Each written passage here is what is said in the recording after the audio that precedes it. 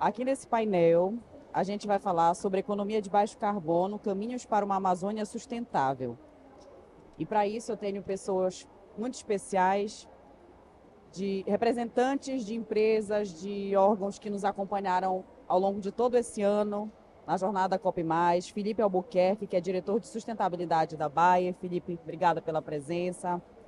Douglas Meirelles, gerente de Public Affairs e Soluções Integradas da Sangoban. Douglas, bem-vindo.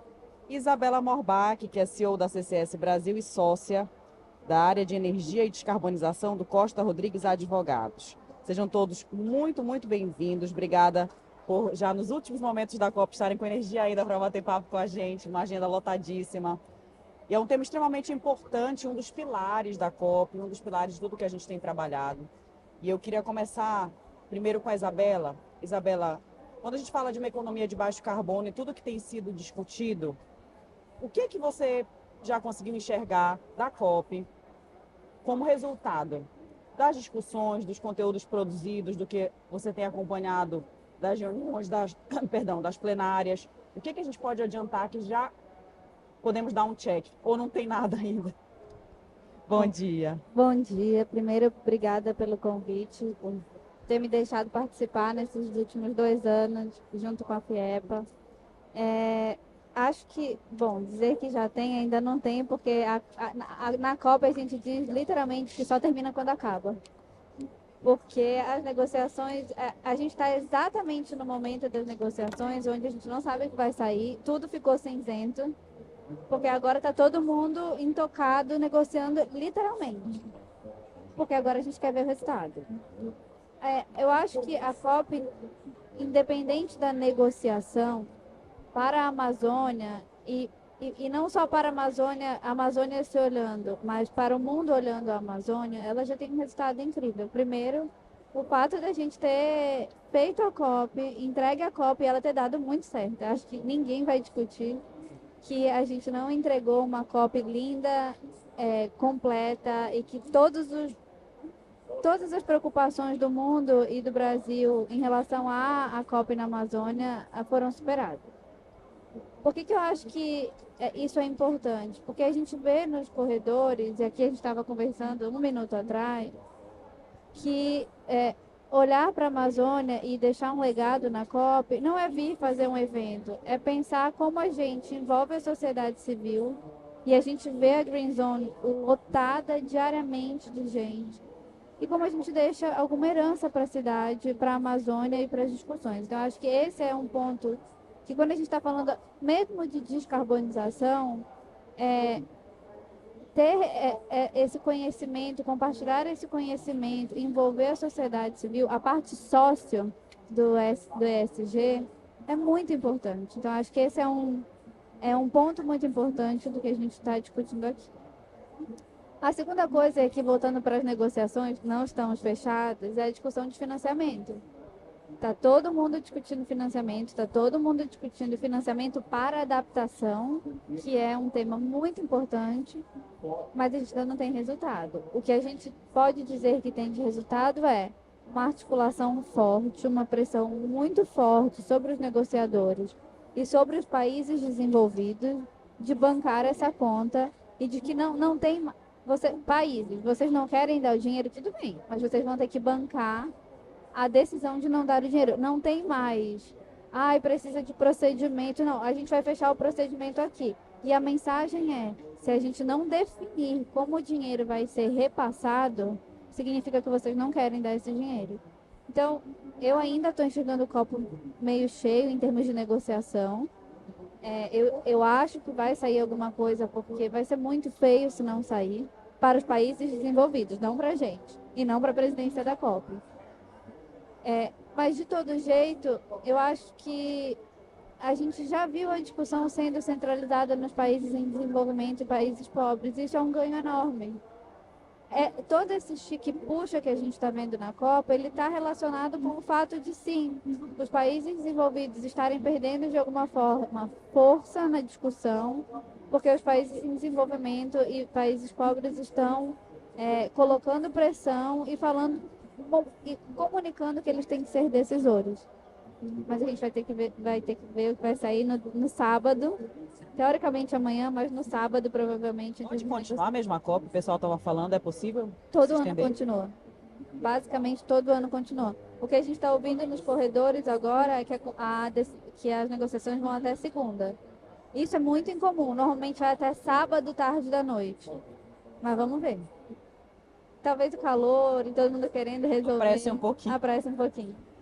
E Felipe, falando, a gente fala muito na economia de baixo carbono e eu ouvi muito esses dias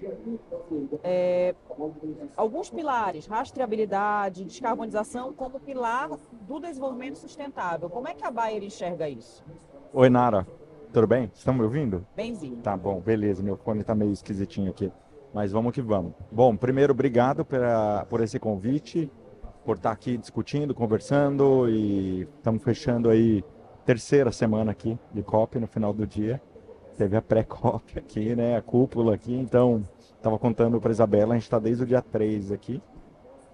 E a gente está muito feliz e muito orgulhoso de estar recebendo, eu como brasileiro, recebendo o COP aqui na nossa casa, no Brasil, é fantástico. Isso é uma coisa única mesmo, né? A Bayer participa de COPs já há um bom tempo, desde 2015 a gente monta as nossas equipes, delegações, estratégias para a Conferência do Clima. E por que eu estou muito feliz aqui? Porque a gente está conseguindo discutir muito sobre o agro. Eu acho que a gente sempre trouxe a pauta agro, óbvio, mas esse ano o Brasil é um país agro, é a nossa capacidade, aí, a nossa fortaleza do país. E a gente está discutindo muito o agro não só como os problemas que o agro precisa resolver e que tem que resolver, inúmeros, como todos os setores, mas também a gente está vendo que o agro pode ser a solução de muitos dos casos, inclusive de outros setores. Então isso está dando um espaço para a gente muito legal de discussão, de aprendizado, de trocas, de demonstração do que o agro pode realizar. Um dos exemplos desse é a AgriZone, que a Embrapa organizou. É a primeira vez que a gente tem um espaço específico para demonstrar tecnologias do agronegócio e do ponto de vista de clima. Então tá lindo, convido vocês, ainda dá tempo de ir lá visitar para quem não foi. Putz, é uma experiência fantástica, além de muito bem organizado. Você vê que a tecnologia ela tá desde o pequeno produtor para o grande produtor, para a proteção de florestas também, que é um ponto importante do agro. Então acho que isso é um que deixa a gente motivado, com gás, e vendo que essa COP realmente está sendo uma COP com resultados muito mais expressivos do que as anteriores. E aí quando eu falo agro fala, por que esse cara da Bayer está falando de agro aí, né? Porque quando a gente pensa em Bayer, normalmente deve vir, para quem não está no agro, Bepantol, Redoxon, aspirina, se Bayer é bom. E a gente é isso mesmo, a gente tem esse olhar. Mas a missão nossa da Bayer ela é saúde para todos, fome para ninguém. Então, a gente tem 3 divisões e essas 3 divisões trabalham nesse sentido. Então, a gente tem a divisão de saúde e que estão trabalhando com esses medicamentos, com esses produtos contraceptivos, a linha de contraceptivos femininas. A Bayer é com certeza uma das melhores que a gente tem aí disponível para as meninas e mulheres. Só que a gente tem a parte do agro. E como o Brasil é um país tipicamente agro, mais de 80% do nosso negócio aqui vem do agro. É o segundo maior mercado para a gente. E aí, o que a gente faz no agro, Bayer? A gente basicamente tem três caminhos, não dá para falar caminhos, vou mudar aqui minha fala, mas 3 formas que a gente une essas 3 formas para o agricultor produzir mais com menos. Então, a gente disponibiliza para os agricultores sementes e biotecnologias. Então, sementes de soja, de milho, de algodão. Então, são produtos que a gente oferece para os agricultores e o caminho é sempre produzir mais com menos. Então, quando você faz produzir mais com menos com essas sementes, você está reduzindo a necessidade de área, não precisa desmatar, não precisa abrir novas áreas. Como se aumenta a produtividade das áreas que já são agrícolas do Brasil. Hoje, menos de 10% do território brasileiro está o agro. 8% do território brasileiro a gente tem produção de grãos. Então, imagina que em 8% do território brasileiro a gente consegue alimentar quase 1 bilhão de pessoas no mundo. Então, assim, é uma eficiência muito grande que o agricultor brasileiro tem e a gente está conseguindo demonstrar. E aí, não só sementes, quando você vai fazer uma lavoura, vocês devem ter vasos, plantas dentro da casa de vocês, sempre tem intempéries que acontecem. Então pode vir uma praga, pode vir uma doença ali no vaso, uma doença de solo, um fungo. E aí a gente tem alguns produtos, então é a nossa linha de proteção de cultivos que a gente oferece aos agricultores para proteger aquelas sementes que eles plantaram e conduz como uma lavoura. Quando a gente protege uma lavoura, quando a gente usa o produto na hora certa, assim como o remédio também, na hora certa você vai lá e utiliza ele, você aumenta a sua produtividade, você aumenta a sua eficiência no campo, e esse é um segundo caminho importantíssimo para a gente. A terceira rota, que quando se junta com as duas primeiras, é o do digital. Então a gente tem uma linha de agricultura digital na Bayer, então tem equipamentos que se plugam às colhedoras, às plantadoras, aos tratores, e a gente consegue coletar informações, coletar dados. E por que é importante coletar tanto dados? Então imagine que quando um agricultor está colhendo uma lavoura de milho, a gente consegue puxar ponto a ponto quanto que ele está colhendo de milho e a gente consegue identificar problemas.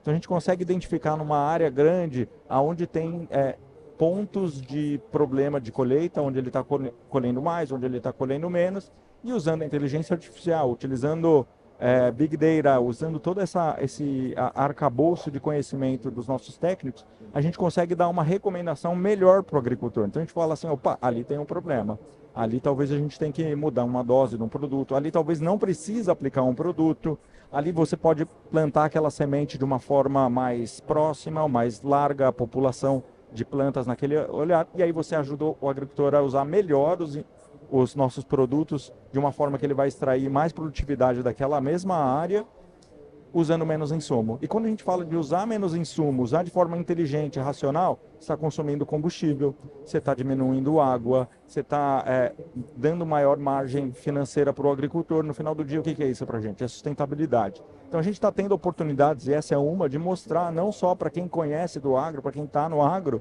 que o agro faz sim uma agricultura de excelência, inclusive aqui no Brasil. 10 práticas de agricultura regenerativa são vistas em média nos agricultores brasileiros. A gente fez uma pesquisa com muitos agricultores, mais de 2.500 agricultores no redor do mundo, e se você pensar em 10 práticas, é muita coisa comparado com o resto do mundo que não faz nem 7, na média. Então tem países que não faz nenhuma, 2 práticas de agricultura regenerativa. Então a gente tem conseguido demonstrar muito aqui na COP, então para a gente é um privilégio estar aqui. E para a Saint-Gobain, Douglas, quando a gente fala em economia de baixo carbono, de que forma essa necessidade, não vou nem falar mais como conceito, essa necessidade, de que forma ela tem sido colocada no dia a dia da empresa? E já aproveito para fazer um link com a participação da Saint-Gobain na COP, de que forma vocês têm demonstrado isso, falado do assunto? Bom, acho que primeiro, Nara, a gente fica super feliz em trazer a construção civil e principalmente o tema de cidades resilientes para dentro da discussão e ver o quanto esse tema ganhou protagonismo dentro da COP30. Tivemos um protagonismo grande na COP28 em Dubai, com uma área dedicada à construção civil e resiliência das cidades. Já na COP29 no Azerbaijão um pouco menos, e aqui na COP30 um aumento super exponencial, inclusive encabeçado pelo próprio Ministério das Cidades. E é importante a gente trazer a construção civil e as cidades para dentro do jogo, porque é de fato onde nós estamos ali, em grande parte do nosso tempo, vivendo nas cidades, dentro de áreas de trabalho, ou até mesmo dentro das nossas casas. Afinal de contas, se não pensarmos no ambiente onde nós moramos e convivemos, o que vai ser do futuro pensando em sustentabilidade, conforto, saúde e desempenho das pessoas. Falando um pouco de dados do setor, hoje a construção civil ela é responsável por mais de 34% das emissões de CO2, responsável por 15% do consumo de água potável no mundo, isso é voltado para a construção, um desperdício gigantesco, chegando na casa dos 30% de tudo que é utilizado dentro de uma obra, e ainda com baixo reaproveitamento. Então isso significa o quê? Não há caminho para descarbonização sem que passe para o setor da construção civil. Então eu trago isso não só como uma reflexão sobre os impactos gerados, mas sobre as oportunidades e a necessidade de colocarmos a construção no centro da discussão. Para a COP30, acho que já começamos a notar uma série de ganhos. Por quê? Dentro de todo esse contexto e dos impactos gerados pela construção civil, ouvimos cada vez mais as discussões sobre a forma como nós construímos, que de fato precisamos pensar em novos modelos. E por que pensar em novos modelos? Não só pelo desperdício, que eu acabei comentando aqui já na introdução, mas principalmente por um desafio relacionado à própria produtividade do setor e à atratividade da nova geração.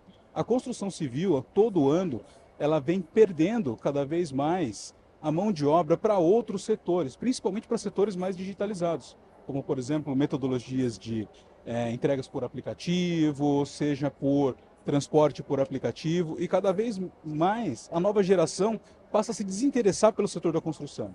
Então, trazer as novas tecnologias, pensar em formas diferentes, trazer saúde, conforto e bem-estar para dentro da discussão é importante para que a gente também consiga atrair mais pessoas para dentro da construção civil. Olhando para a descarbonização, precisamos repensar na forma e reduzir a quantidade de desperdícios gerados pelo setor. Então, dentro desse contexto, a industrialização é um passo importante. Quando nós passamos a olhar para sistemas industrializados, sistemas pré-fabricados, novas metodologias, onde eu saio daquela construção convencional com tijolos e blocos, passando a metodologias utilizando madeira, aço, chapas de gesso e sistemas já muitas vezes prontos. Então, aquilo que nós vemos muitas vezes lá fora, as casas sendo fabricadas dentro de unidades industriais e sendo levadas prontas para o canteiro, isso já passa a ser uma realidade dentro do nosso setor. E como que a COP vem contribuindo para toda essa discussão? No painel anterior, a Mariana trouxe para a gente as questões relacionadas à taxonomia, que visam aí trazer para a discussão algumas prioridades e também metodologias para que a gente consiga quantificar e, inclusive, pensar em modelos de financiamento e incentivos para dentro da construção. Mas, muito para além disso, nós também precisamos pensar nesse conceito em formas de garantir saúde e conforto para as pessoas. Afinal de contas, o ambiente onde nós vivemos, numa escola, por exemplo, o ruído que é emitido impacta diretamente no nível de aprendizado das crianças e até mesmo pela atenção que é dada em certos temas dentro de sala de aula. O nível da qualidade do ar e conforto térmico dentro de um hospital vai influenciar diretamente na recuperação daqueles usuários, e pouco se fala sobre isso, né? No próprio painel anterior você trouxe uma questão relacionada, sentimos que a cidade de Belém mesmo está cada vez mais quente, né? E eu percebi isso aqui. O uso do ar-condicionado dentro das unidades habitacionais é regra. Só que nós discutimos ainda há pouco sobre as ilhas de calor que são geradas pelo uso do ar-condicionado. Afinal de contas, dentro da edificação temos um ambiente confortável, mas quando saímos, em função da baixa eficiência da construção, são geradas ilhas gigantescas de calor que faz com que a cidade fique cada vez mais quente. Então, os métodos de construção mais eficientes, industrializados, permitem que eu consiga ter um maior uso e mais eficiência dentro do ar-condicionado sem que eu tenha uma geração catastrófica dessas ilhas de calor, tá? Então, a construção civil tem uma influência gigantesca na vida das pessoas e hoje notamos que com a COP conseguimos trazer muito disso para a discussão, independente das negociações. Obviamente, as questões ligadas a financiamento são super importantes para que a gente consiga destravar uma série de barreiras, mas acredito que os ganhos voltados para a discussão sobre a forma como construímos, como impactamos, e principalmente os aspectos ligados à saúde e conforto, hoje estão sendo discutidos, eu acho que esse já é um ganho colateral gigantesco. E olhando para dentro da indústria, Nara, isso olhando para o consumidor, esses pontos que eu acabei de comentar com vocês. Mas dentro da indústria nós temos também uma série de movimentos visando não só a descarbonização, mas também muitas vezes a inclusão da sociedade dentro desse processo de tecnologia.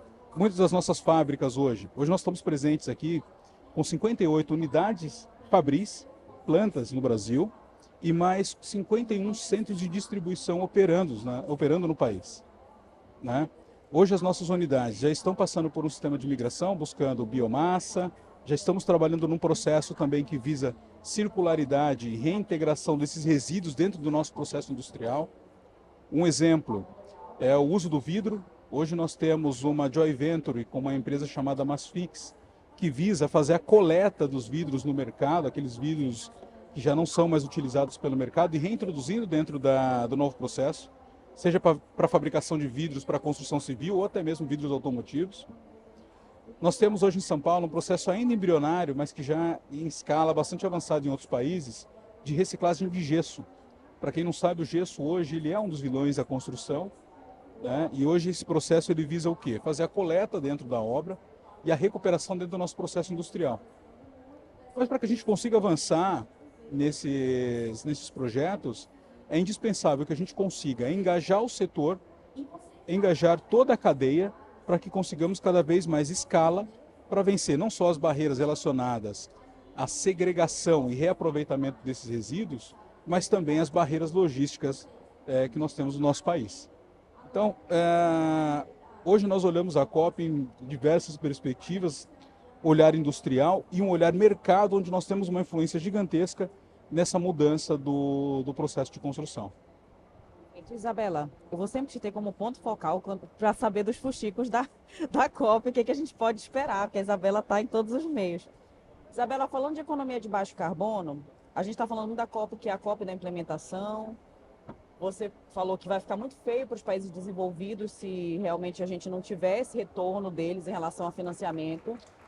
Mas eu queria saber, primeiramente, em relação à economia de baixo carbono, especificamente economia de baixo carbono.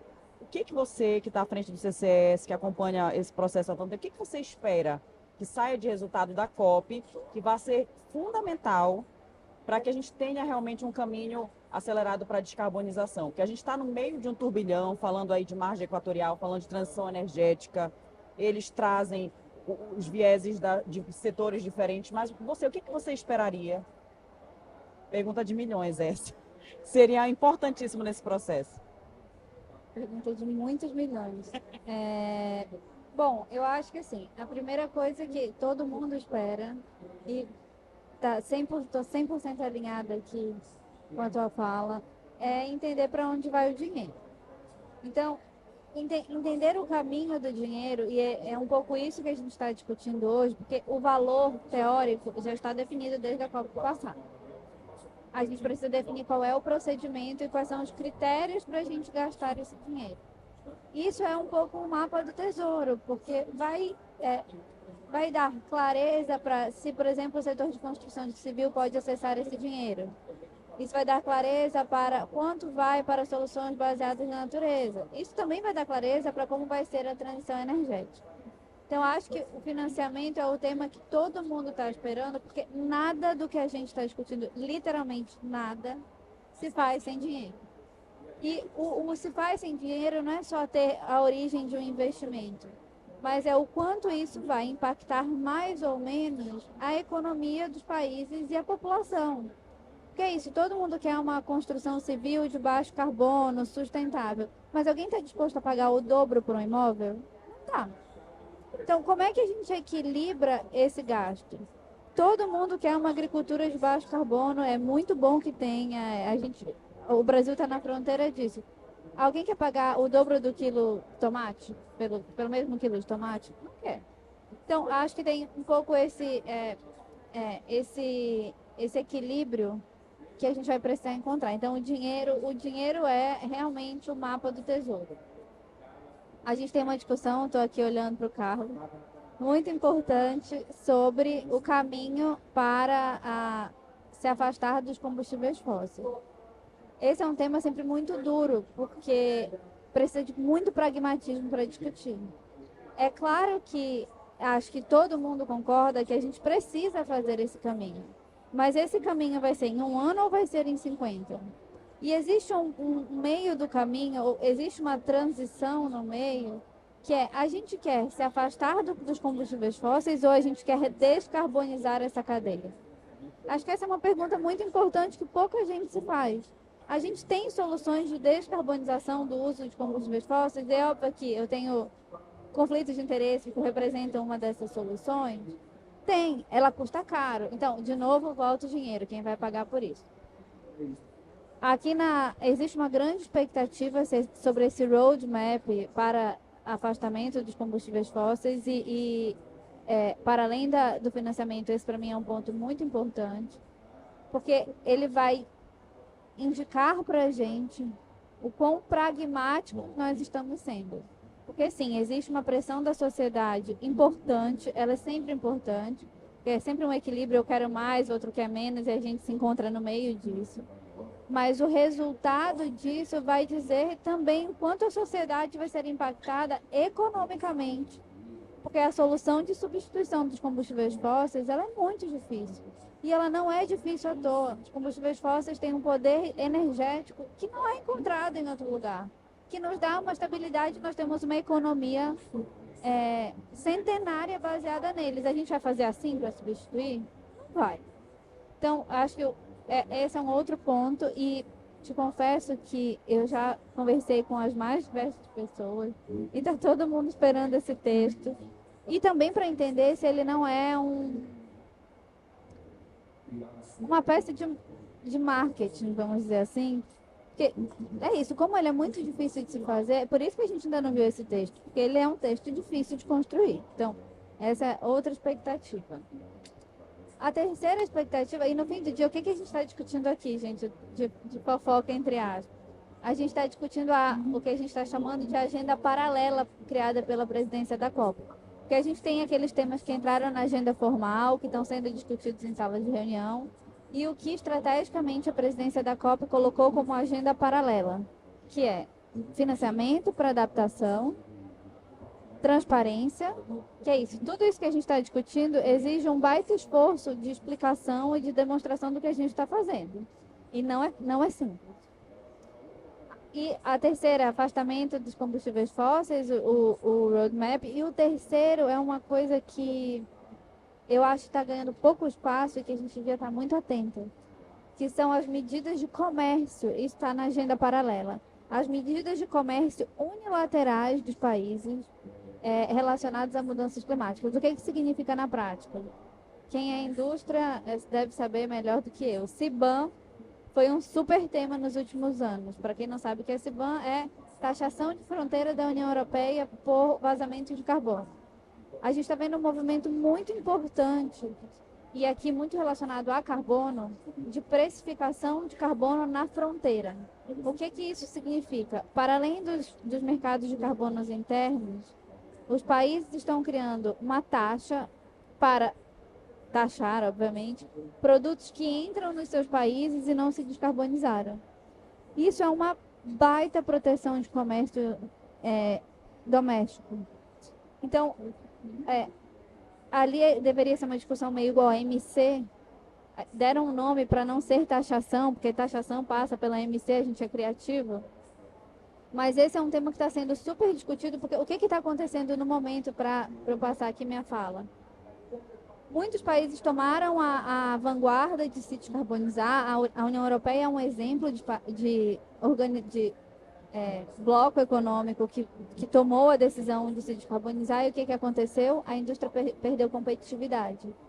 Porque taxar carbono significa diminuir, sim, competitividade se o seu vizinho do lado não fez. Então, se eu tenho uma fábrica de cimento hoje que implementa tecnologias de redução de emissões de carbono no cimento aqui, o cimento dele vai ser necessariamente mais caro do que o vizinho que faz com carvão, usa um coque, não faz captura de carbono, não usa biomassa. Eu tenho o mesmíssimo produto e a construção civil, quando vai vender o seu prédio, é óbvio, não é porque ela é uma vilã. Ela vai olhar o preço do produto, dos insumos que ela usa. E fatalmente, a gente está vendo isso, mesmo que o prédio se diga sustentável e ele é mais caro, o prédio vizinho vende mais rápido. E na COP pode sair, digamos, uma expansão desse tipo de atitude, de taxar? É isso? O que pode acontecer nessa COP em relação a isso? Você está falando que acendeu um alerta. O que está se discutindo não é os instrumentos de taxação. O que está se discutindo é como os países podem ou não, ou devem discutir a criação desses instrumentos unilaterais. É uma tentativa meio de barrar esses instrumentos. Ao mesmo tempo que, do ponto de vista soberano, eu posso criá-los. Então, aqui é uma discussão dura exatamente por isso. Porque a gente vai convencionar entre 195 partes, 196 partes, que você não tem mais o direito de definir instrumentos unilaterais. Quem é que vai topar isso? Por isso que ela é uma discussão dura. Então, está sentando na mesa para discutir que instrumentos unilaterais podem ser esses, até onde eles vão, precisamos discutir esses instrumentos unilaterais. Porque a gente sempre precisa lembrar o que acontece quando a gente taxa a fronteira na União Europeia. A gente está transferindo recursos do Brasil, recursos de países pobres, para países desenvolvidos, que são os teóricos culpados de onde a gente chegou em termos de mudanças climáticas hoje. Eles se desenvolveram a partir dessa indústria. E agora, quando eles impõem instrumentos unilaterais, eles acabam por empobrecer ainda mais outros países. Então, vamos lá, aqui não é um nós e eles, mas não é uma discussão fácil. Por isso está na agenda, entre aspas, de assuntos difíceis, na agenda paralela da COP. Eu ainda não vi o texto disso, eu já vi o texto do artigo 6, eu já vi alguns textos, esse ainda não vi nada. Mas vai ser, no mínimo, esse é um ponto a ser levantado nessa COP para a gente desenvolver nas próximas. Os tais dos instrumentos unilaterais. Como é que vocês estão prontos para mudanças assim, para esses instrumentos unilaterais? Vou perguntar a mesma pergunta para os dois, começando pela Bayer. Bom, primeiro, Isabela, obrigado por essa... Eu estava ouvindo tanto da agenda Muito paralela, conversei com alguns colegas e você trouxe de uma forma tão didática para a gente. Obrigado por essa conversa aqui. Nara, eu acho que quando a sua pergunta é muito difícil, porque a gente está pronto para quê? Porque são tantas camadas de discussão aqui que a gente está falando e no final do dia eu percebo que a gente está se preparando muito bem para as coisas. Mas pronto, dificilmente a gente vê setores e empresas que estão. Eu acho que a gente está no meio de um caminho, algumas agendas. Bom, né? Vou te dar um exemplo, né? A gente estava até conversando aqui, por exemplo, nós como indústria, né? Então, a gente tem metas de descarbonização da indústria da Bayer para 2030, para 2050. A gente tem a marcha Net Zero, o SBTI. Então, escopo 1, escopo 2, nosso reduzir 42% até 2030. Escopo 3, 25%. Poucas empresas têm 25% para 2030.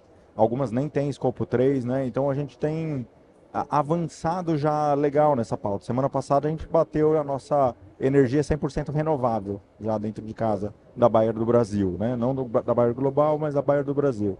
Então, eu percebo que a gente está num caminho. Outro olhar que a gente está vendo também é o agricultor no centro, porque como a gente oferece aos agricultores... Deixa eu voltar meu raciocínio.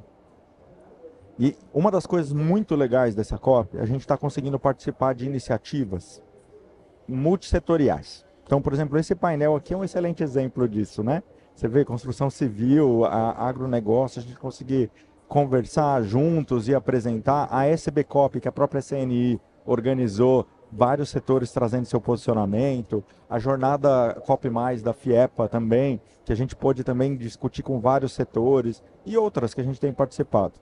E o que a gente tem visto? E tá dando muito orgulho para a gente e botando um pianinho de cada lado aqui de responsabilidade, que muitos dos outros setores, eles dependem muito do agro para também descarbonizar a cadeia deles. Então eu ouvi vocês falando de biomassa na cadeia de vocês, como é importante a biomassa, como é importante a gente pensar na descarbonização utilizando produtos que vêm do agro. Então, isso para a gente é um senso também de oportunidade. Então, como que a gente consegue colaborar e criar em conjunto? Então, por exemplo, o SAF, que está se falando tanto. Da onde você acha que vai vir o SAF? Vai vir do agronegócio. A gente tem plena consciência de que quando as empresas trabalham com alimento ou com transição energética, ou elas precisam de alimentos ou precisam de elementos da transição energética, 70% a 80% na média, do escopo 3 deles vem da onde? Do agricultor. Então a gente está muito no olhar como que a gente desenvolve e prepara o agricultor para fornecer produtos com uma pegada menor. Para a gente oferecer produtos que, quando for exportar, por exemplo, e chegar lá e encarar com né? Tipo assim, não, aqui a pegada desse produto é menor. Essa soja brasileira, esse milho brasileiro, esse biocombustível brasileiro, ele tem uma pegada reduzida, inclusive ele pode ser negativo. E aí a gente começou há 5 anos atrás com um programa que é o Procarbono, vim de coincidência com a camiseta aqui hoje, que a gente tem 3 mil agricultores, são 2,7 milhões de hectares na América Latina, Brasil, Argentina e Paraguai. Ele é o maior programa de descarbonização da agricultura que tem no mundo. vocês terem uma ideia de 3 milhões de hectares, o que é isso? É o tamanho da Bélgica, né? Das áreas desses agricultores. Que a gente tem desenvolvido em conjunto, em parceria com a Embrapa, ferramentas para medir na agricultura tropical qual que é o impacto dessa agricultura. Então, a gente não tinha, 5 anos atrás, uma calculadora de pegada de soja. Então, você falava assim, vamos usar um dado padrão. Qual que é um dado padrão para uma tonelada de soja brasileira? 2,3 toneladas de CO2 emitido. Então, pensa assim, para uma tonelada de grão, você emitia 2,3, esse é um dado padrão. Está errado? Não, mas é um dado médio, um dado teórico, um dado cheio de buffers para evitar o erro, né, estatístico e por aí vai. Com a calculadora que a gente desenvolveu com a Embrapa para calcular, baseada em ciência, para calcular a pegada, a gente está vendo que os agricultores brasileiros estão com 600 a 800 quilos de CO2 equivalente por tonelada de grão produzido. Então a gente está falando de 50% a 60% de redução desse número em soja, milho e algodão. Então vamos lá, o produto brasileiro já tem uma baixa pegada, já está descarbonizando, ele já está num caminho de descarbonização. E não só isso, o que a planta faz? A gente aprendeu na escola, fotossíntese, é tirar CO2, virar planta e depois vira isso carbono no solo. Ele vira matéria seca, vira matéria orgânica que vira carbono no solo. Então a gente tem o potencial, através de agricultura, de transformar CO2 que está na atmosfera, remover e colocar isso no solo. Vamos medir isso? A gente começou a medir, a gente coletou mais de 300 mil amostras de solo no Brasil e desenvolveu um modelo de carbono no solo. Isso é muito legal, eu só queria deixar isso claro, porque essa medição é o pulo do pulo do pulo do gato. Era só essa observação. E sabe quanto que a gente identificou, Isa, aqui? Os agricultores brasileiros, além de fazer aquela pegada bem mais reduzida que a gente falou, eles estão sequestrando 2,1 toneladas de CO2 equivalente por hectare por ano. Então, um agricultor bem feito, uma agricultura bem feita, usando práticas de agricultura regenerativa tropical, ele consegue reduzir as emissões dele a um número bem expressivo, bem reduzido, e ele consegue também sequestrar carbono. Então, vamos fazer a nossa continha. Então, se ele está emitindo 600, 700 na soja, 600, 700 no milho, mas está sequestrando 2, é uma agricultura negativa. Esse é um serviço ambiental que a agricultura está fazendo. Não estou falando que toda a agricultura está fazendo isso, não. É uma agricultura usando as boas práticas, os bons produtos que a gente oferece para os agricultores, a gente pode chegar lá. Então, a gente está se preparando nesse sentido, sabe, Nara? Mais do que preparando a Bayer como uma indústria para estar atenta a taxações do mercado de carbono, a também como a gente pode ter taxações de mercado internacional e por aí vai, como a gente prepara o agricultor para ele conseguir jogar esse jogo, de produzir mais, com menos, restaurando a natureza e oferecendo um produto de maior qualidade para a cadeia de valor que ele faz parte, seja no ponto de vista de alimentos, seja do ponto de vista de bioenergia, que no final do dia a gente percebe que a gente pode apoiar muitos outros setores. Então, para a gente, a COP tem sido um instrumento muito bom para a gente conseguir conversar com outros setores. E a Saint-Gobain nessa preparação? Bom, depois da aula dada aqui pela Isa e pelo meu colega da Bayer, eu acho que os desafios são muito semelhantes, trocando o agricultor aqui pelo construtor. Porque a gente tem uma missão também de conscientizar o construtor em relação à forma como ele mensura e como isso vai ser levado também para o usuário final. Afinal de contas, o usuário final não vai pagar simplesmente a mais pelo edifício porque ele está emitindo uma quantidade menor de carbono, porque os materiais são sustentáveis. Ele precisa sentir na pele como isso se reflete no seu dia a dia. Por isso a gente tem focado tanto na saúde, conforto, bem-estar e eficiência, seja ela térmica ou energética, e como isso impacta também o bolso. Afinal de contas, com uma eficiência dentro do processo construtivo, você vai reduzir o seu consumo de ar-condicionado, você vai reduzir, por exemplo, a sua conta de água, né? Mas tudo isso depende de um projeto muito bem especificado e com materiais que atendam também.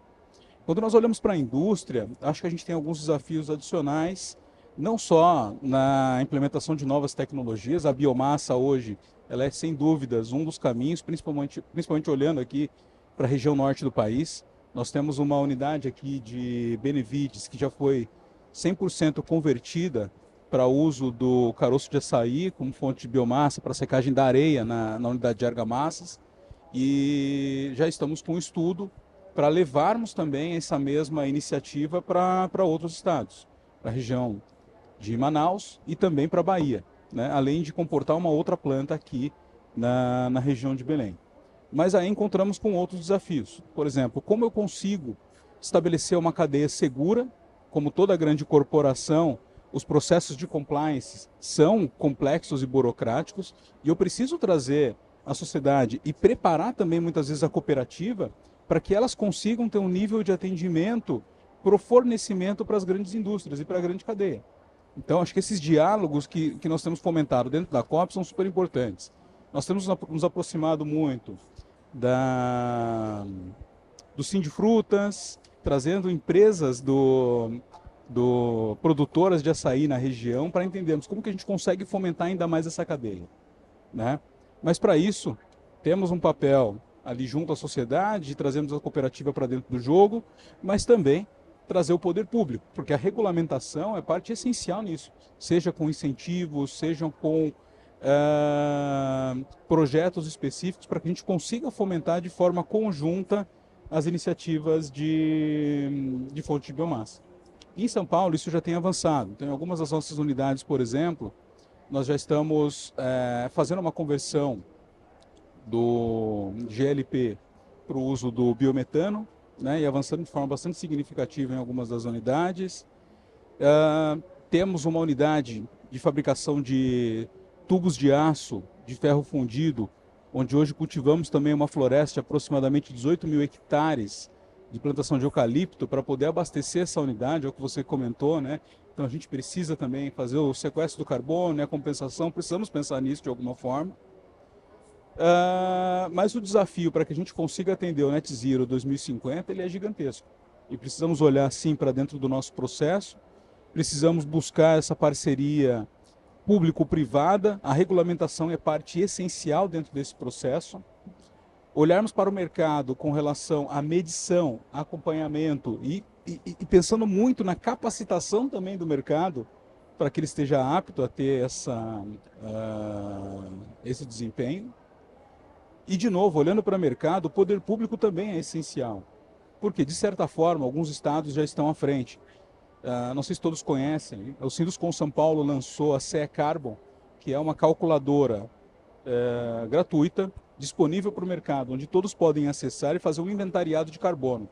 Essa calculadora, essa ferramenta hoje já está sendo usada pela própria taxonomia brasileira, está sendo utilizada para a implementação de alguns financiamentos também utilizados pela Caixa Econômica Federal e agora o próximo passo, em algumas cidades e municípios, já está sendo usada inclusive como uma forma de se obter vantagens na redução do IPTU. Então a participação do poder público dentro desse processo é indispensável para o setor da construção civil. Já está com o tempo passa tão rápido, já 6 minutos e alguns segundos. Eu queria partir então para as considerações finais. Daqui a pouquinho já vai ter outro painel aqui. Agradecendo muito a participação de vocês, não só por esse painel, mas ao longo de toda a nossa jornada, literalmente. São duas empresas que estão com a gente, parceiras, e a Isabela não preciso nem explicar porque que ela é parceira da jornada, está desde antes da jornada existir.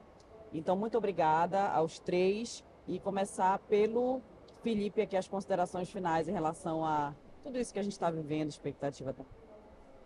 Eu vou voltar para o início da conversa, Nara, que você perguntou das expectativas da COP, como tem sido a COP e tudo mais. E aí eu volto assim, essa era uma COP que se falava muito de lá atrás. Agora a gente está falando da COP do povo, de todo mundo, né? Mas lá atrás a gente falava muito da COP do legado e da COP da implementação, né? Então a gente está vendo aí implementação, alguns casos, né? Então a gente está conseguindo demonstrar realmente através de casos. Então a gente foi lá na FIEPA, apresentou o nosso caso Pro Carbono, realmente com escala, sabe? 3 mil agricultores produzindo 11% mais, com uma estabilidade adaptada ao clima, né? De 9% com relação a uma prática convencional, sequestrando carbono. Então a gente está conseguindo demonstrar que realmente a gente tem casos. Mas aí eu também queria voltar para a conversa que a gente estava tendo, né, Isa, um pouquinho antes, que a oportunidade que a gente teve de fazer um pouquinho no nosso país, né, como brasileiro, de deixar um pouco mais de legado, né? Então, a casa da FIEPA, você vê a casa da Bayer, que está ali pertinho, a gente conseguiu a encontrar a gente não tem atividades aqui próximas, a gente não tem fábricas da Bayer, sites e tal. E a gente começou a pensar, poxa, como que eu sou um bom visitante em Belém? Como que eu venho, eu deixo a minha marca positiva, né? Então a gente encontrou um projeto social, com muita ajuda da Tempo também. Tem alguns colegas aqui da Tempo que eu vi que a gente encontrou um projeto social com 250 crianças num desses casarões lindos da época da borracha, centenários aqui. Que a gente sabe que muita madeira, calor, tempo sem manutenção, risco de fogo gigante. 250 crianças fazendo cursos ali dentro. A gente falou, poxa, vamos pensar diferente? Então a gente fez uma parceria, a gente está suportando um ano de período de trabalho dessa instituição, mas não só isso, a gente reformou toda a casa. Então a gente fez toda a parte de renovação, pintura, a parte elétrica da casa. A gente pensou, poxa, nossos eventos estão lá, side eventos estão rolando, recepções, entrega desses documentos, mas depois quando a gente sair daqui semana que vem, a gente deixa a cidade um pouquinho melhor. A gente tem tantos desafios no nosso país para a gente enfrentar, mas se a gente usar essas oportunidades para a gente deixar um pouquinho melhor nas nossas cidades do Brasil, a gente vê isso como um grande trunfo para nós. Então, a gente está muito feliz e orgulhoso de poder deixar a cidade um pouquinho melhor do que quando a gente chegou aqui há um ano atrás. Isa. Bom, eu vou terminar minha fala repetindo uma coisa que eu costumo falar muito e dar um pouco a dimensão para as pessoas de como a gente muda tudo. Eu costumo dizer que política pública a gente faz no atacado e não no varejo. Então, culpar ou impor ao consumidor de um apartamento que ele tome a decisão unilateral de comprar um apartamento o dobro do preço porque ele é sustentável não é justo. E eu acho que isso, a gente pode usar esse mesmo exemplo para a COP. Dizer que um país vai se descarbonizar, perder competitividade, impor esse custo ao seu povo sozinho não é justo. Então, por isso que política pública é feita no atacado. É incentivo pensado de cima, que vem centralizado por uma autoridade ou por um conjunto de autoridades, e ele é o incentivo para o resto. Então, quem deve pagar a conta, entre aspas, da sustentabilidade da construção, é claro que essa conta é um pouco dividida, mas ela começa com o poder público dando incentivo. Quando a gente está discutindo financiamento aqui, é um pouco disso. A gente está falando de um conjunto, de um número enorme de recursos que vem de cima para baixo e ele é distribuído para a gente conseguir fazer essa política. Então, acho que a mensagem é: a gente tem que continuar com a visão e se esforçando e trabalhando para que as políticas climáticas venham no atacado. Não dá para personalizar, não dá para impor a um país pequeno, a uma comunidade ou a uma indústria a responsabilidade por resolver um problema que é de todos nós. Então, eu acho que a COP tem essa função. A gente vai ver, eu acho, um pouco do papel da COP mudando ao longo dos anos, especialmente nesse esforço de trazer o privado para dentro. E como a gente vai fazer essa construção, porque quando já é difícil fazer essa concertação entre países. Agora imagina colocar os setores, todo mundo vai ser ouvido assim. É uma democracia difícil de construir, mas acho que esse também já é um ponto que está todo mundo de olho. Como a gente vai melhorar a governança e melhorar os procedimentos e melhorar esse lugar de discussão para que a gente consiga fazer essa política para todos, vindo de cima para baixo, mas não de um jeito impositivo, mas de um jeito que ela se espraie de forma igualitária, sem deixar ninguém para trás. Essa é a mensagem mais importante. Transição boa é transição justa. Transição justa não deixa ninguém para trás, mas é um desafio. Vai ter desafio, mas a gente acredita sempre. Douglas. Bom, eu acho que para fechar, já foi dado um panorama super bacana aqui sobre a COP. Eu acho que para nós, o setor da construção, esse é apenas o começo da nossa jornada. Acredito que daqui em diante a gente precisa seguir com essa colaboração, conversando e abrindo diálogo também com diferentes setores, não é fechando na caixinha da construção civil. Precisamos trazer diversos setores para colaboração, não só pensando nos desafios para a descarbonização da indústria em si, mas principalmente visando o mercado e como trazer cada vez mais o setor público para a discussão e para que eles consigam entender também um pouco mais sobre a realidade dos consumidores, a realidade da indústria e a realidade do setor em si, para que a gente consiga ter políticas públicas e legislações aplicadas e que atendam de forma coerente ao mercado. Eu acredito que esse é só o início da nossa jornada e ainda temos um baita trabalho aí pela frente. Olha, cravamos. Gente, muito obrigada pela participação, prazer recebê-los, não só aqui nesse painel Reforço, mas ao longo de todo o ano, e que a gente continue juntos nessa jornada. E é isso, vamos esperar, que eu estou na expectativa, Isabela, dos resultados. Eu não estou conseguindo nem dormir. Vamos tirar uma foto, gente. Obrigada também a vocês que acompanharam. Valeu, obrigado.